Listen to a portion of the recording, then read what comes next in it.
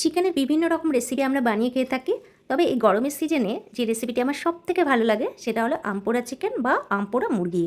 যারা এটা খেয়েছো তারা অবশ্যই জানো এটা খেতে কতটাই সুস্বাদু হয়।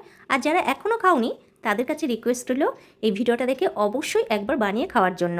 তবে গ্যারান্টি দিয়ে বলতে পারি একবার বানিয়ে খেলে কিন্তু বারবার খেতে চাইবে। দুটো কাঁচা আম, একটা গোটা রসুন, 4টে শুকনো লঙ্কা, 4টে কাঁচা লঙ্কাকে এইভাবে আমি গ্যাসে পুড়িয়ে নিচ্ছি।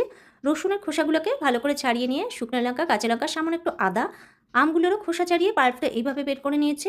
মিক্সিতে একটা মিহি পেস্ট তৈরি করে নিচ্ছি।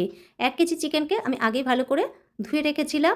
পেস্ট করা মশলাটা, আরও কিছু মশলা, স্বাদমতো লবণ, হলুদ, 1 টেবিল চামচ জিরে পাউডার, 1 টেবিল চামচ ধনে পাউডার, 1 চামচ কাশ্মীরি লঙ্কার গুঁড়ো, এটাকে দিয়ে 3 টেবিল চামচ মতো আম কাসুন্দি দিয়ে দেবো। এই আম কাসুন্দি কিন্তু আমারই তৈরি করা, ভিডিও শেয়ার করে দিয়েছিলাম। 2 চামচ মতো মধু দিয়ে দিলাম। পুরোটাকে ভালো করে ম্যারিনেট করে ঢাকনা দিয়ে 2 ঘন্টার জন্য রেখে দেবো। অন্যদিকে একটা কড়াইতে পরিমাণ মতো সর্ষের তেল গরম করে 4টে মাঝারি মাপের একদম মিহি করে কুচিয়ে রাখা পেঁয়াজকে হালকা ভেজে নেব। চিকেনের পিসগুলোকে দিয়ে দেবো। চিকেনটাকে কিন্তু আমি 20 থেকে 25 মিনিট কষিয়ে নেব। সামান্য একটু নুনও অ্যাড করে দেবো। চিকেনটা ভালো করে কষানো হয়ে গেলে পরিমাণ মতো উষ্ণ গরম জল দিয়ে দেবো। আর 5-7 মিনিট চিকেনটাকে সেদ্ধ হতে দেবো। চিকেনটা ভালো করে সেদ্ধ হয়ে গেলে হাতে গুঁড়ো করে রাখা 1 চামচ মতো কসুরি মেথি ছড়িয়ে দিয়ে গ্যাসটা অফ করে 2 মিনিটের জন্য ঢেকে দেবো।